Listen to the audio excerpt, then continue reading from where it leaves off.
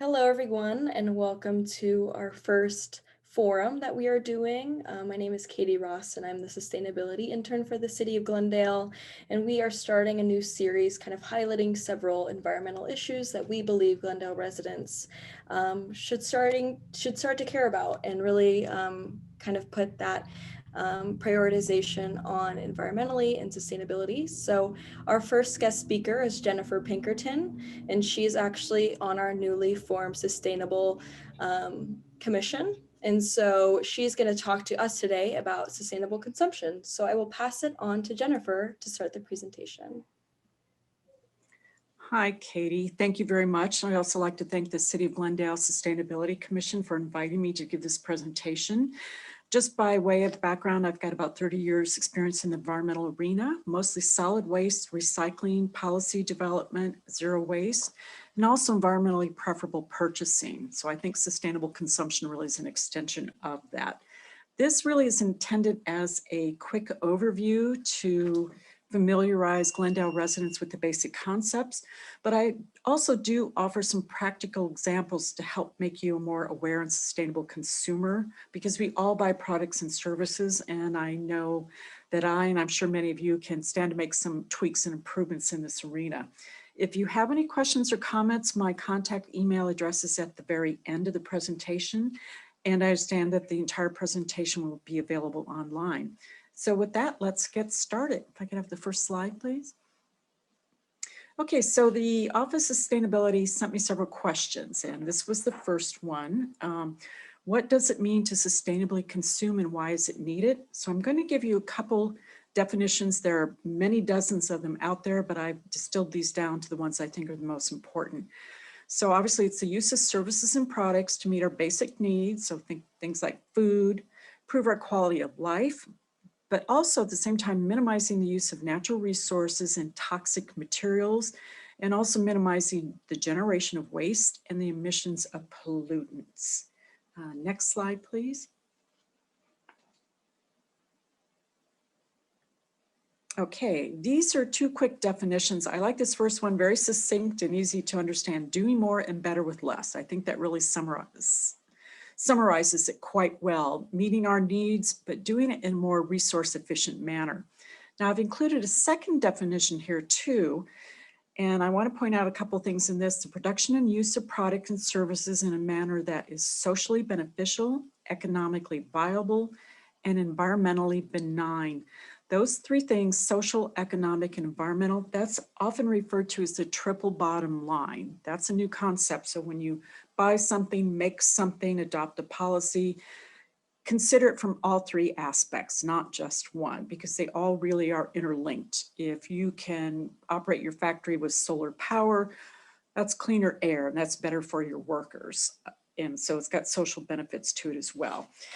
I do want to throw in a quick definition of life cycle. So every product that's made, first natural resources were extracted to make that product, to use in its manufacture. That product had to be transported to us, which means fuel consumption and emissions from the vehicles that transport the products. Then you or I use the products, and then finally we have to decide what to do with the products at the end of their useful life. Another quick and easy way to think about it is really, if you are a sustainable consumer, you won't be making much waste in the first place.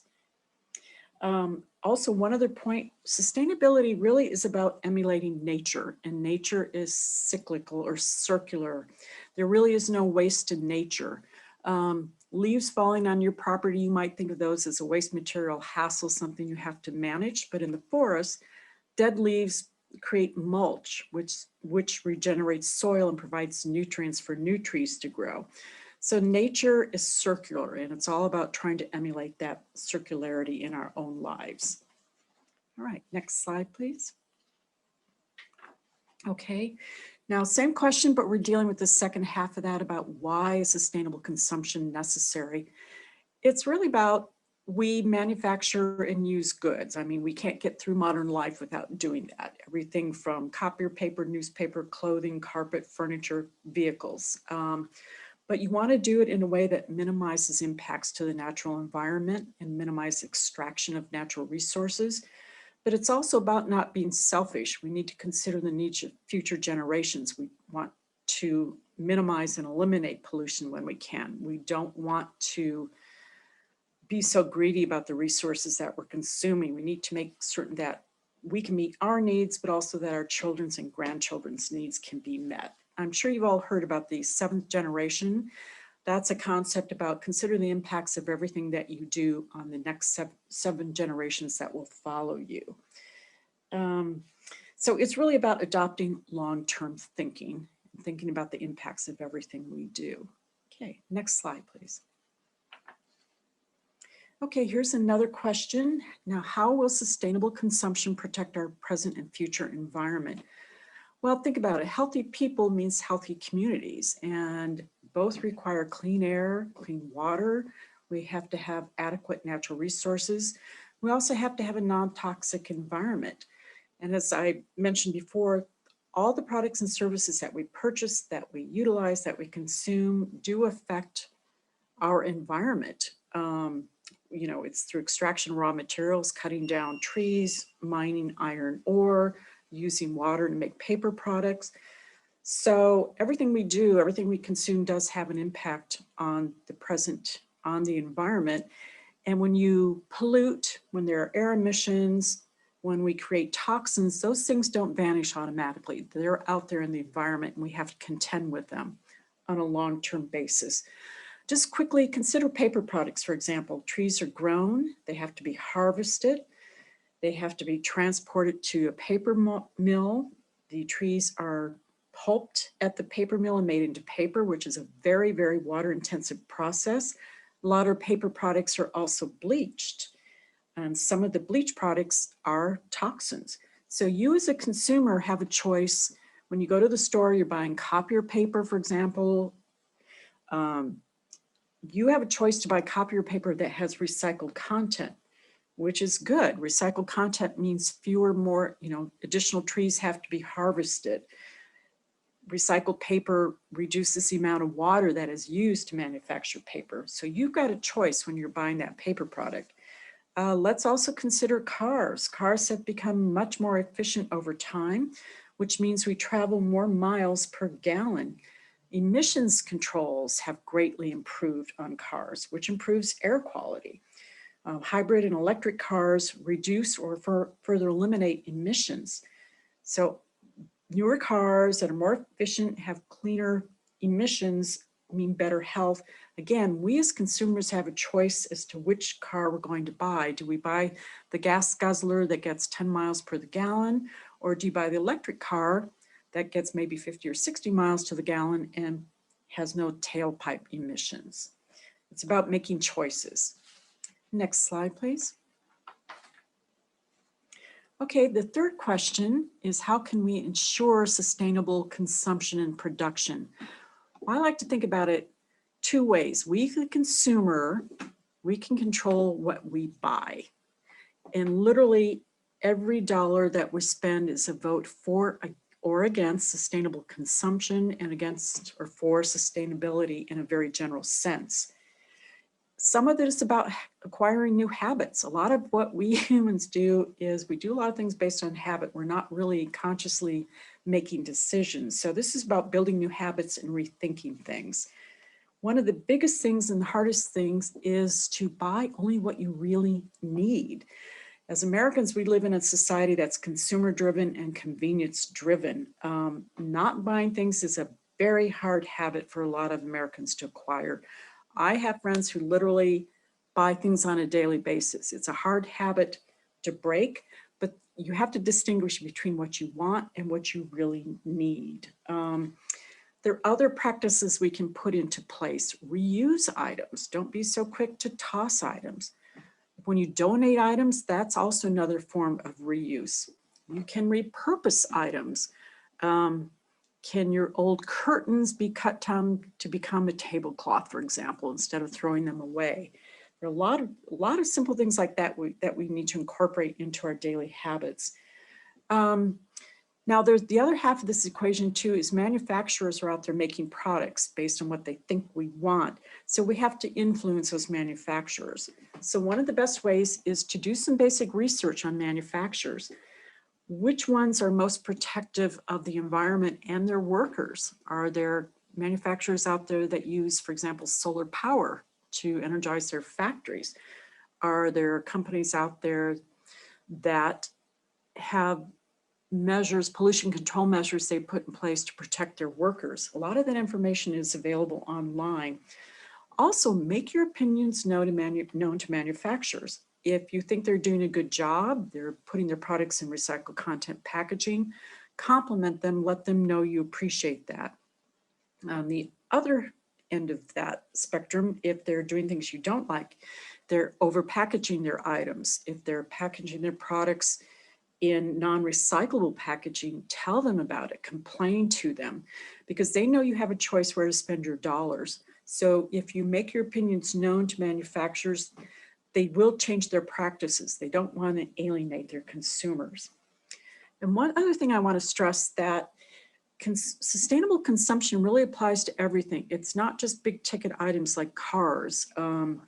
You can apply this to everything you're purchasing on a regular basis, such as clothing, furniture, household items, cleaning products, and even food. So this is an across the board type of strategy that we need to adopt. Next slide, please. So I'm sorry, the number is missing. This was question 4. So what are some of the day-to-day changes Glendale residents can do to consume more sustainably? So really, it's about adopting the strategies we've talked about. Again, the big thing is buy only what you really need versus what you want. It took me a long time to break a habit of buying every book I wanted to read. So now I patronize the library a lot more often.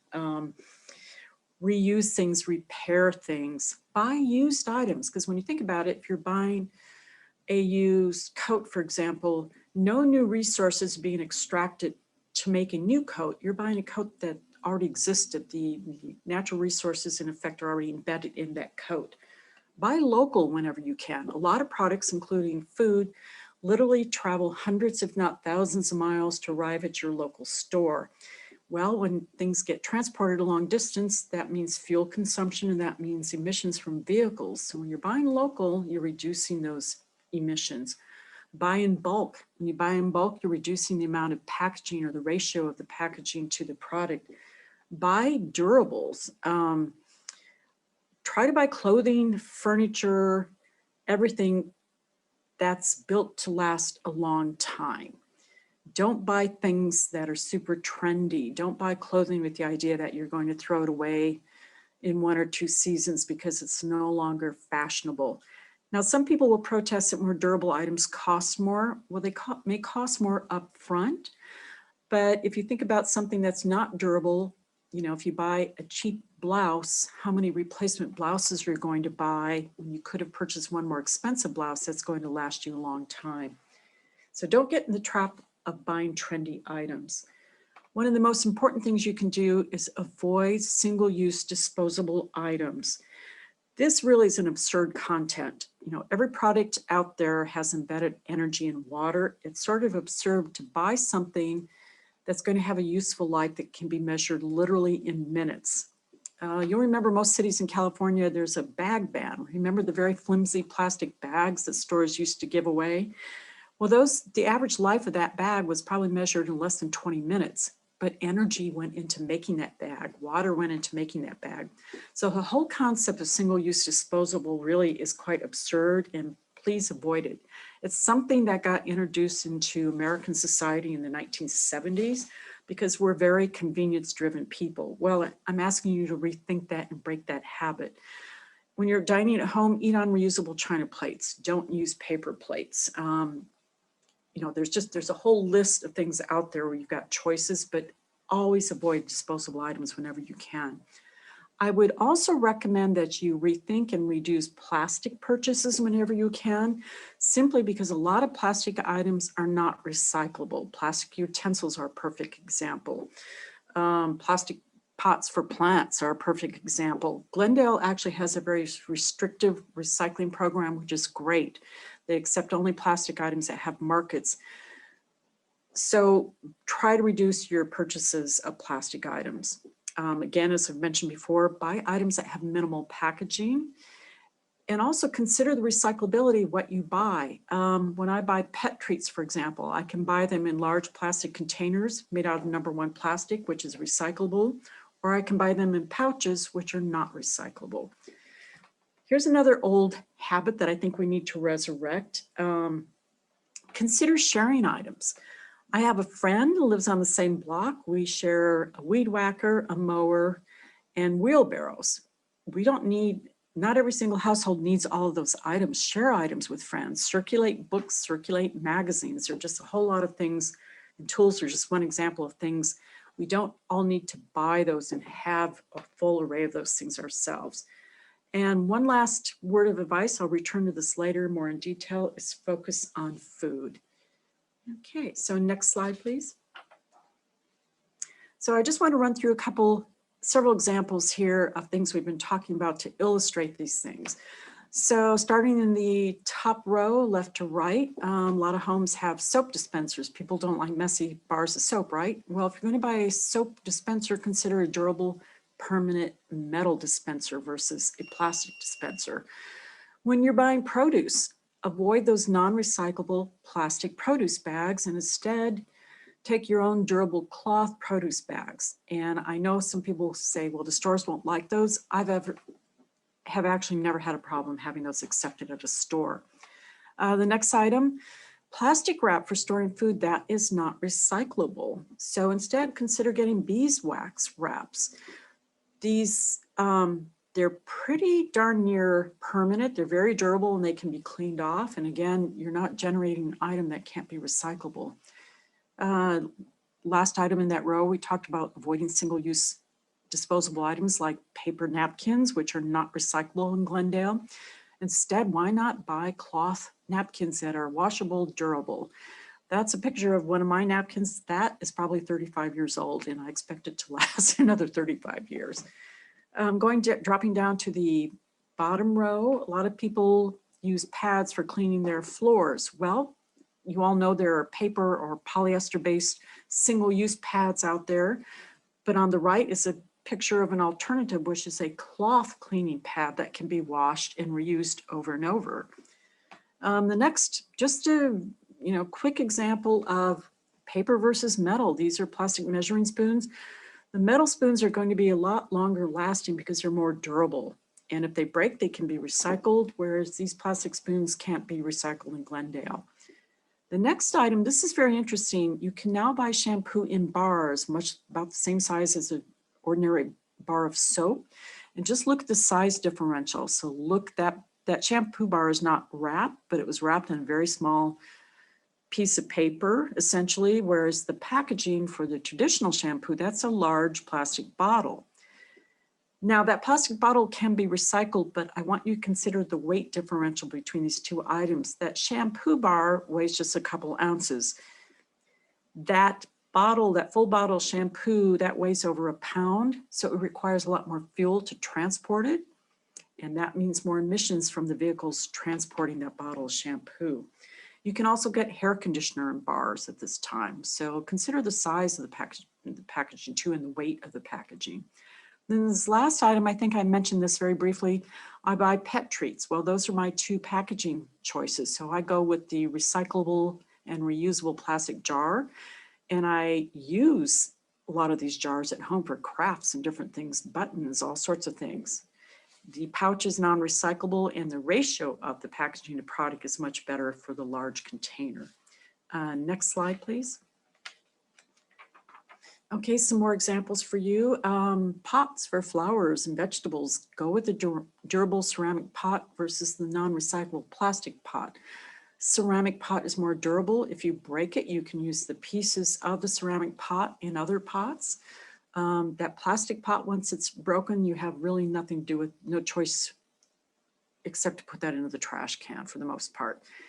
I apologize, this next picture is a little unclear, excuse me, but I encourage you to read labels. This plastic bottle happens to have 30% post-consumer recycled content, which is a great thing. Pay attention to labels. And again, when you've got a choice between an option like this and a bottle without the recycled content, go with the recycled content. Okay, the next item, we talked about the need to avoid single-use disposable items. These are plates, cups, and bowls, none of which are recyclable here in Glendale. I also want to point out, depending on the brand that you purchase, some of these items have plastic lining and some of them may contain PFAS. That's a group of fluorinated chemicals. They're considered chemicals of concern. These chemicals have been detected in drinking water, in groundwater, in finished compost. They're generally not considered the best thing to come into contact with. And there's actually a California legislator has proposed legislation that would ban the use of PFAS in items like this that come into contact with food. The next item there, everyone obviously is carrying hand sanitizer with them. We've been doing that for the past year, if not longer. The tiny little bottles are very convenient. They fit into your purse or your backpack or your glove box in your car.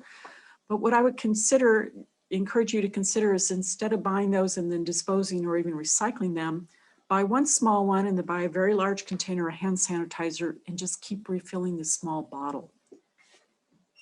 The bottom row there, we're all using a lot of mailing envelopes and receiving a lot of mailers in the mail these days with all the online retail sales. When you're buying these things, consider it. Only one of these is all paper. The one at the bottom is all paper. The one in the middle is all plastic, and it has plastic bubble padding inside. The one on the top might seem like it's more environmentally friendly choice because it's paper on the outside, but it also has plastic bubble padding inside, and that is not recyclable here in Glendale.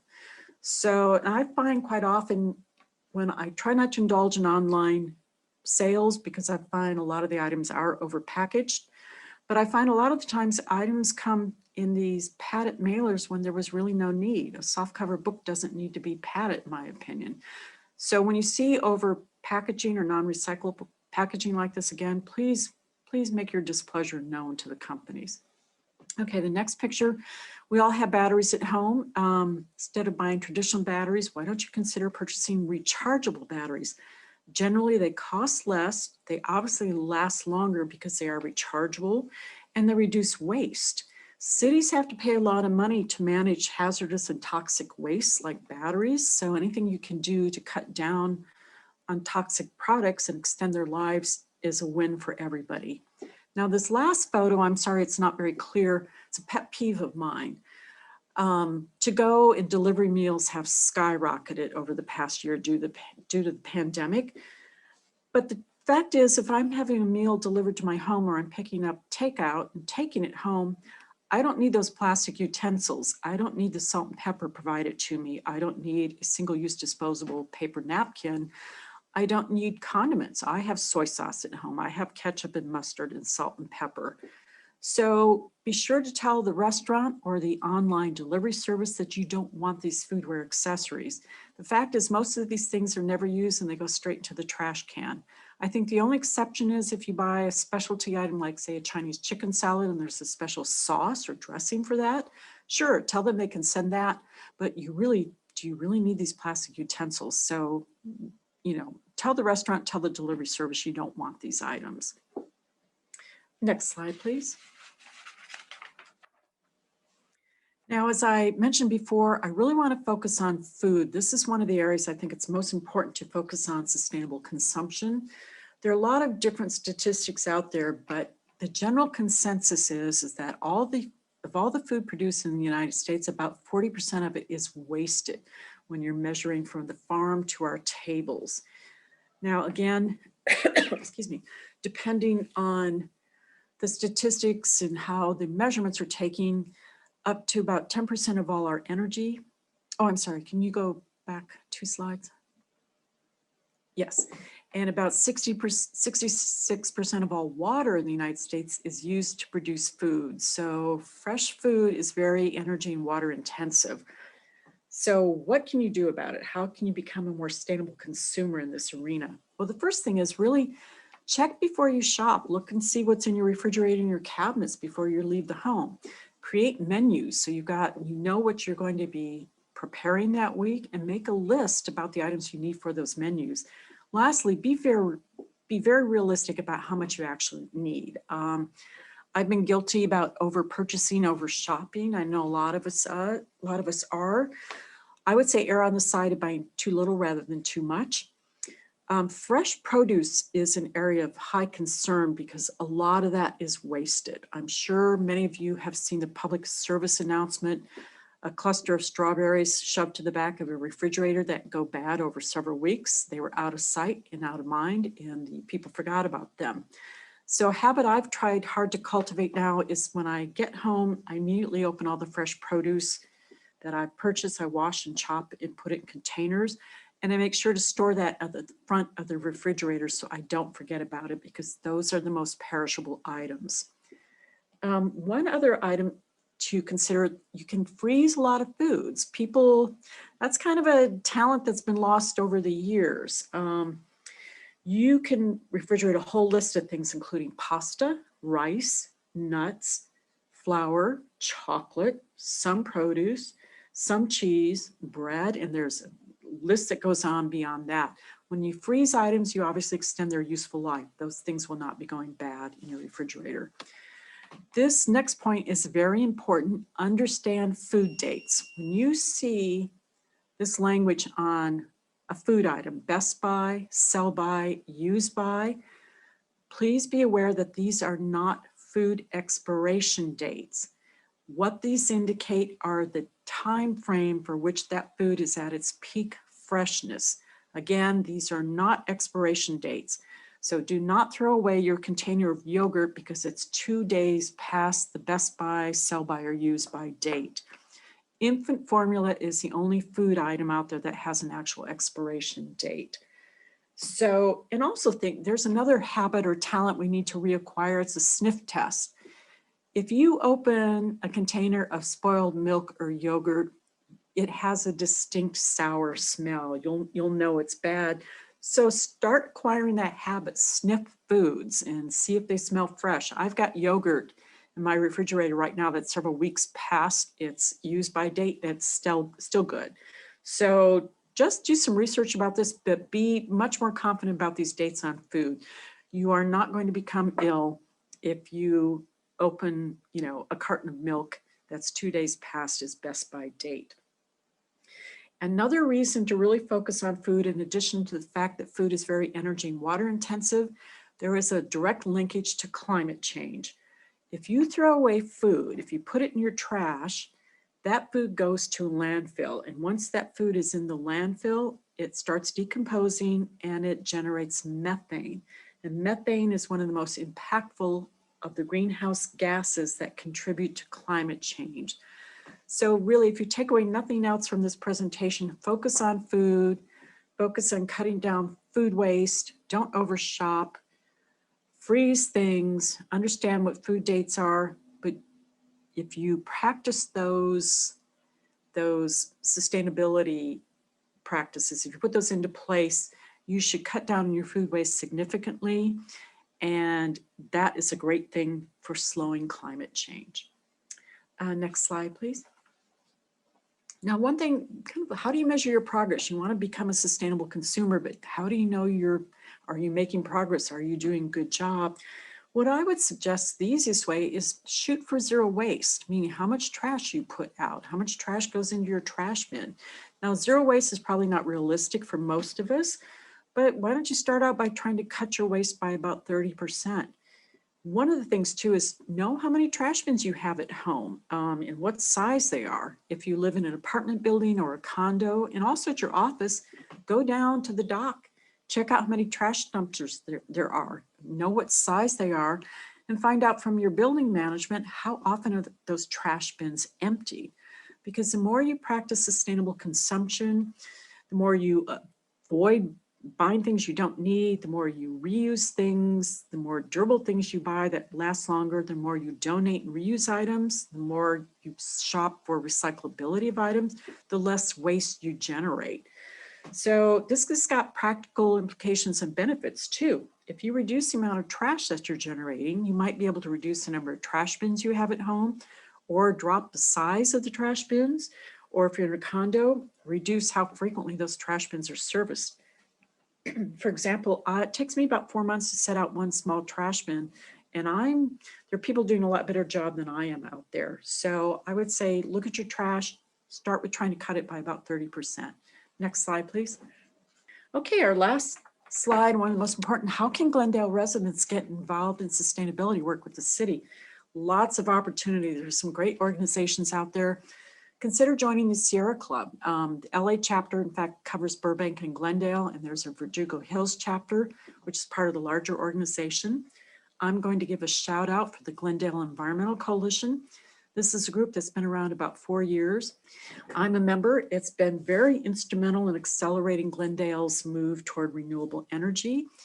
Educate yourself. There are a lot of highly reputable organizations out there. Natural Resources Defense Council is one of the oldest. They've got some great reports out there on bottled water, food dates, and food waste. This next item is not necessarily local, but again, make your opinions known to manufacturers about their products, their packaging, and their overall environmental records. Support the politicians that you think have good environmental records. And lastly, I encourage you to get really involved. Follow what the City Council is doing. Sign up to get City Council agendas. Call into the City Council meetings with your opinions and advocate for policies. Glendale Council is actually dealing with a lot of environmental issues right now, renewable energy, the franchise system for trash and recycling. Food waste and organics is front and center now due to some state legislation. The city just considered an ordinance regarding single-use plastics. The city's looking at pedestrian plans, which will encourage people to get out of their cars, which is good for air quality. So there's a lot going on. And I would also caution, don't feel overwhelmed. Pick the 1 or 2 issues that are of most interest to you and follow those. And I've also got a quote here from Margaret Mead that I hope will inspire you. Never doubt that a small group of thoughtful, committed citizens can change the world. Indeed, it is the only thing that ever has. So we'll jump to our last slide. So if you have any questions, there's my email address. Here's some information resources. Obviously, it's not a complete list, and this does not constitute an endorsement by anyone, but it covers some of the things that we talked about today. So I hope you'll find this of interest, and thank you very much for your time. Thank you so much, Jennifer. This was a very informative and inspiring lecture, and I hope Glendale residents believe the same. So thank you so much. Thank you. Appreciate it.